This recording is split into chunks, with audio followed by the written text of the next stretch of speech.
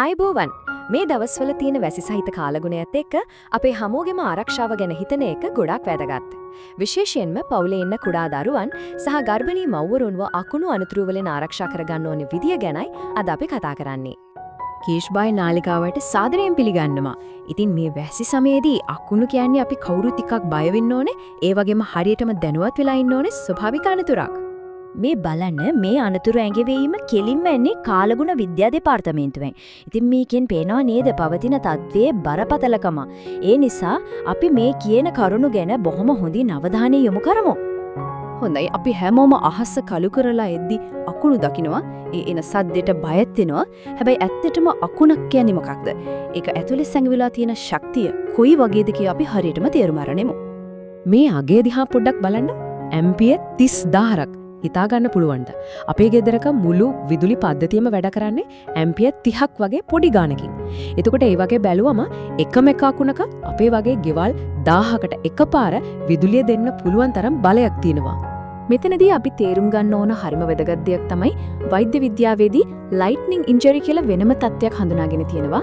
ඒ කියන්නේ අකුණක් වදිනවා කියන්නේ නිකම් සිදුවීමක් නෙවෙයි. ඒක ශාරීරික හදවත මොළය වගේ ප්‍රධාන ඉන්ද්‍රියන්ට බරපතල විදියට හානි කරන්න පුළුවන් වෛද්‍යමය හදිසි අවස්ථාවක්.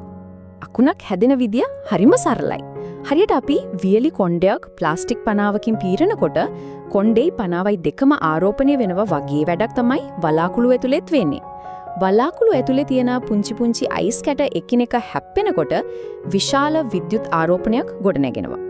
ඔන්න ඔය ආරෝපණය පොළවට මුදා හැරෙනකොට තමයි අපි අකුණක් කියලා දකින්නේ. හරි. දැන් මේ අවදානම ගැන අපි හොඳටම දන්නවනේ. එහෙනම් වැදගත්ම ප්‍රශ්නේ තමයි අපි කොහොමද මේකෙන් බේරිලා ඉන්නේ කියන එක.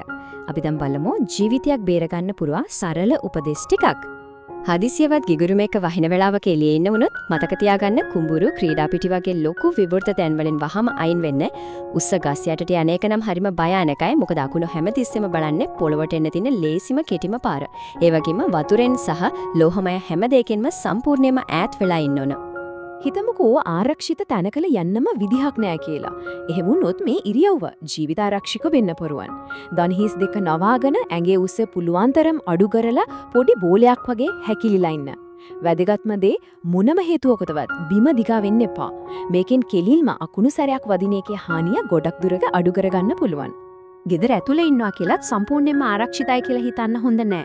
පළවෙනි දේ තමයි විදුලි උපකරණ ඔක්කොම පේනු වලින් ගලවලා දාන එක. විශේෂයෙන්ම වයර් තියෙන ෆෝන් පාවිච්චි කරන්න එපා. ටීවී ඇන්ටෙනාව ගලවලා පුදුවන් නම් කකුල් දෙක පොළවේ ගෑවෙන්නේ නැති වෙන්න පුටුවක හරි ඇඳක හරි ඉන්න එක තමයි හොඳම. හොඳ ශක්තිමත් ගොඩනැගිල්ලක් එහෙම නැත්නම් සම්පූර්ණයෙන්ම වහපු වාහනයක් ඇතුළත ඉන්න එක ආරක්ෂිතයි. හැබැයි තහඩු සෙවිලි කරපු මඩුවක් හරි තනි ගහක් යට හරි ඉන්න එක කියන්නේ අනතුරට අතවඩනවා වගේ වැඩක්. ඉතින් අපි ඉන්න තැන ගැනත් හොඳට හිතන්න ඕන. හරි, දැන් අපි එනවා මේ කතාවේ වැදගත්ම කොටසට. ඇයි කුඩා දරුවන්ට සහ ගර්භණී මව්වරුන්ට අකුණු වලින් විශේෂ අවධානමක් තියෙන්නේ? ඒ අයව ආරක්ෂා කරගන්න අපි මොනවද කරන්න ඕනේ? මේ තියෙන්නේ ළමා රෝග පිළිබඳ විශේෂඥ වෛද්‍යවරයෙකුගේ අවවාදයක්. දරුවන්ගේ ශරීරය හරිම සංවේදී නිසා විදුලි කම්පැනියකින් යාලට වෙන හානිය වැඩි වෙන්න පුළුවන්. ඒ වගේම තමයි ගර්භණී මවකට අකුණු සැරයක් වැදුනොත් ඒක මවට විතරක් නෙවෙයි කුසේ ඉන්න දරුවටත් බරපතල විදියට බලපාන්නේ ඉඩ තියෙනවා. අකුණු සැරයකින් දරුවෙකුට වෙන්න පුළුවන් හානිය සුළුවෙන් තකන්නම එපා. හෘදයාබාධයක ඉඳලා අස්ථි බිඳෙන තැනට යනකම් ජීවිත කාලයටම බලපාන දරුණු තත්ත්වයන් ඇති වෙන්න පුළුවන්. ගර්භණී මවකගේ විෂයේදී මේ විද්‍යුත් කම්පනය නිසා ගබ්සාවීම, දරුවා අඩු මාසෙන් ඉපදීම, එහෙමත් නැත්නම් කුසේ ඉන්න දරුවාගේ හෘද ස්පන්දනයට බලපෑම් ඇති වෙන්න ලොකු අවදානමක් තියෙනවා. ඉතින් මේ අවදානම තේරුම් අරගෙන වැඩ කරන එක අපේ වගකීමක්. අපි කොච්චර පරිස්සම් වුණත් නොහිතන වෙලාවක අනතුරක් වුණොත් අපි මොකද්ද කරන්නේ? හදිසි අවස්ථාවකදී කලබල නොවි නිවැරදිව වැඩ කරන හැටි දැනගෙන ඉන්න එකත් ජීවිතයක් බේරගන්න උදව් වෙනවා. මේකනම් ගොඩක් දෙනෙක් අතර තියෙන ලොකු වැරදි මතයක්. අකුණු සැරයක් වැදුණු කෙනෙක්ගේ ඇඟේ විදුලිය රැඳිලා තියෙන්නේ නැහැ. ඒ නිසා උදව් කරන්න පොඩ්ඩක්වත් බය වෙන්න එපා. ඉක්මනට ක්‍රියාත්මක වෙන එකෙන් සමහර විට ජීවිතයක් බේරගන්න පුළුවන් වෙයි.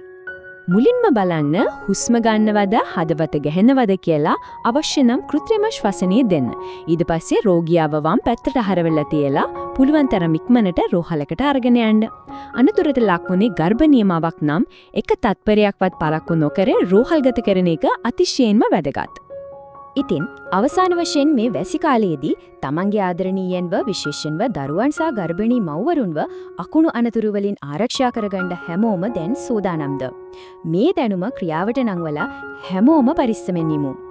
මේ වැදගත් තොරතුරු තවත් කෙනෙක්ගේ ජීවිතයක් බේරා ගන්න හේතුවක් වෙන්න පුළුවන්.